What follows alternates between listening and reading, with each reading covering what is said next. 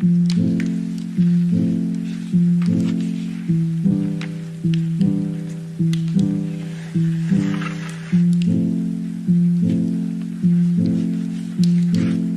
if you're thinking of getting a rabbit, please watch this video all the way till the end and like just educate yourself on like what to expect if you actually bring rabbits into your home.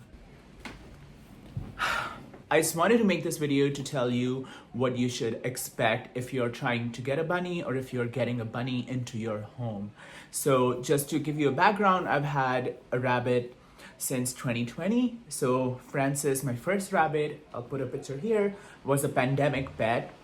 And then Gigi we got in the next year in 2021, the picture here. So she's the non-pandemic pet, but basically I've had these bunnies, or rather me and my ex-partner now, we've had these bunnies now for the past like 3-4 years now. So having taken care of these bunnies for the past 3-4 years, I wanted to make this video to tell you guys what to expect if you're thinking about getting a rabbit. The reason for making this video is pretty straightforward. Bunnies, we all know, have sort of gained popularity as pets in the recent years. There are like celebrities posing with their bunnies. You see them more on like all over the internet, Instagram. I see so many TikToks. Maybe like my TikTok is on a bunny talk or something. But they have gained more popularity in the recent years and more people are getting it. Recently, I came across this YouTube channel in which a YouTuber had gotten a bunny and she was like, oh, I'm really excited. I got this bunny. And then I was scrolling through her videos and a month later, she posted a video saying, my bunny died. At that moment, I was sitting on my computer and I was like, I have got to make a video just putting it out there in the internet that what to expect when you get a rabbit. People think rabbits are starter pets, that they're really easy to take care of, and those are two of the biggest myths ever. They're not starter pets and they're not easy to take care of. So I don't want people to get bunnies and then not being able to take care of them, and that leads to a heartbreak for the person who got the rabbit and literally death for an animal that shouldn't have happened. So I think if you're thinking of getting a rabbit, please watch this video all the way till the end and like just educate yourself on like what to expect if you actually bring rabbits into your home. So without further ado, let's get started. So I wrote down my notes here on my little YouTube journal. I'm not gonna give a breakdown of like the costs in this video. I'm not gonna tell you how much hay they need, things like that. Like that is something that internet can help you. This is gonna tell you what you should expect. You know, oftentimes we get a pet into our life, or you know, they're like a baby. They are in your home and suddenly you have this like feeling like, oh my God, I'm responsible for this creature. So this is more like what to expect of them as creatures and if they're the right pet for you or not. So first thing I want to tell you, if you don't already know, is that rabbits are prey animals, which means that they are not predators. So like dogs and cats are like predators. They basically co-evolved in a sense with us humans, right? They basically were in our colonies before prey animals were. So when we would go hunting, dogs would help us, or if we would have scraps left over, cats would be there. So they kind of learned how to analyze our behavior, our facial features. They kind of co-evolved with us socially in a sense. Rabbits, on the other hand, are prey animals. So they are not predators. They are not like cats or dogs. So if anything, they didn't really co-evolve with us in that sense. They tried to hide away from us. So if you get a rabbit now, their sounds, their behavior is quite different from a cat or a dog. They don't make any sounds. Prey animals have a tendency to hide. They want to be safe. Cats, for example, will meow at you if they need something. Dogs are like attention whores, in my opinion. They are lovely, they're amazing creatures, but they want your attention, they want your love, they want to be around you all the time. Bunnies are prey animals. They don't necessarily want to be around you all the time. They want to do their own thing. They get scared by loud sounds because they're prey animals. They don't like to make any sounds. My bunnies, I've only heard Francis make very few sounds. Gigi makes this honking sound sometimes, like it's like, I can't even, like, you probably can't even hear it, but she's like, when I'm petting her really well, she's like makes this like pleasure sound that I can now hear after like 3 years. Francis, I'm sorry to say, I've only heard him scream, and a bunny will scream when it's scared for its life. So prey animals, you should never be able to hear them. The only time I heard Francis scream was like he got his head stuck in the expense. Fire alarm was going off, loud noises for them. He like ran into the X-pen and got his head stuck and like screamed bloody murder. We had to like X-pen, a nightmare. But so they are different than cats and dogs. Being prey animals, they don't like any sounds. They don't make a lot of sounds themselves. So you kind of have to communicate with them differently as compared to you would with a cat or a dog, if that makes sense. Second thing is, because they're prey animals, they hide a lot of their health issues. So imagine being in the wild and you're a prey animal, you're a rabbit, and you're feeling sick. In the wild, you just don't want to be eaten, right? At the end of the day, you're like, I don't want to be somebody's lunch. Point blank, period. So here too, they maintain some of the same tendencies. So if they're sick in the house, they try to hide. They tend to hide their sickness. They don't want to make it known that they're not feeling well. And herein lies the biggest problem, because they can't make sounds, or they don't really make sounds usually, and they like to hide their illness. They're the kind of pets that you really have to understand their behavior to understand their health. So you have to understand how they act around food. You have to understand what times they're active. You have to understand what their normal pee looks like, what their normal poop looks like, things like that. A lot of those things you wouldn't really have to understand for a cat or a dog per se, because if they're in any sort of discomfort, they will show you. They will like bark at you, they'll meow at you, they'll constantly seek your attention.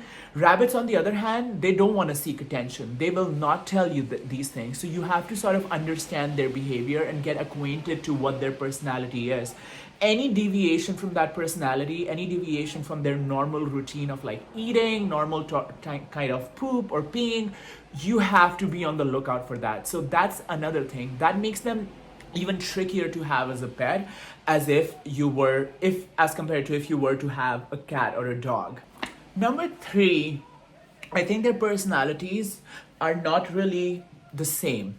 So their personalities can range from being very independent to being very needy. I think I have 2 bunnies. Francis is quite independent. He likes to do his own thing.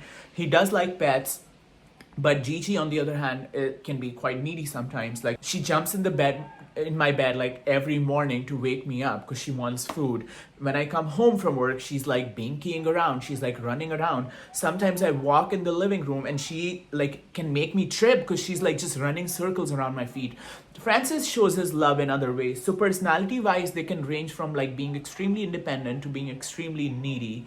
So you have to understand that they are not the same pet for everyone. I think dogs more or less can be independent, but they maintain a similar level of like attention seeking, or like they still want your love. They still want to go for walks. And I think cats are more like bunnies in that sense. You can get a cat that's like either extremely independent, or you can get a cat that's like extremely needy. And I think bunnies fall more closer to cats in that sense than say dogs. Like Gigi for me is more like a puppy. She loves to be around me. She like wants my attention most of the time. Francis, on the other hand, is more like a cat. He just wants to be here. He loves pets, loves treats, but doesn't love a lot of attention. If you shower him with attention, you can clearly tell he gets annoyed and he's like, bitch, leave me alone. So their personalities can be widely different. Because just I touched a bit earlier on how they like to hide their health issues. This brings me to the next point, that their health decline can be really sudden. So the YouTuber that I was mentioning earlier in the intro of the video, how they got a bunny and then a month later posted a video of like, my bunny died. Yes, if you don't know what their health is like, what their anatomy sort of is like, the decline in their health can be quite rapid and sudden. Like, you wouldn't even know. On the internet, I have read people, on Reddit, for example, I've read people, oh, like I went to bed last night and my bunny was fine, and I woke up this morning and he wasn't doing good. We took him to the emergency vet and he died. Their health decline can be quite sudden. Like, you wouldn't even know something was wrong, and things can go wrong really fast. So that is why you have to be on track of like learning their behavior, like I mentioned earlier. One of the main things, if you get a bunny ever is the fact that they have to be almost constantly eating hay, or constantly just eating hay, constantly munching on hay, and constantly pooping out poops. So their poops are like these small pellets that are not smelly. None of their basically fecal matter smells, because again, in the wild, if your poop smells, that means predator, it's easy for the predators to find you. So a lot of their fecal matter doesn't smell.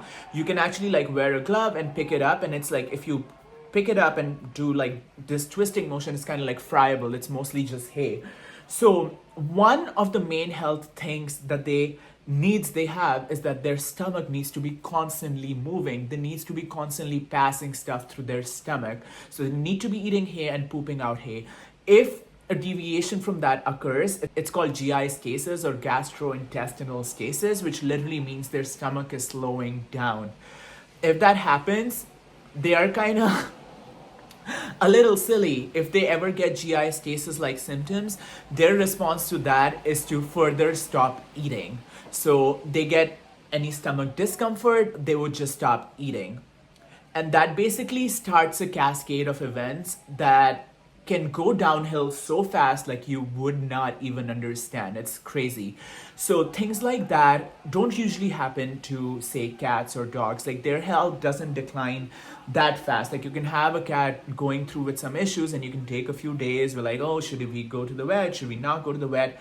With them, it's a matter of hours. If they haven't eaten in a couple of hours, you need to go to the vet. If they haven't basically like resumed their normal behavior, they're not eating hay, like they love munching on hay, and if you know they're not munching on hay for a couple of hours, they're not excited by food or treats, your alarm bells should be ringing, because again, they're not going to complain to you and their health can decline really fast. Which brings me to the next point, that the vet care for them is different. I have initially had a hard time finding an exotic vet for them. They're considered exotic pets apparently.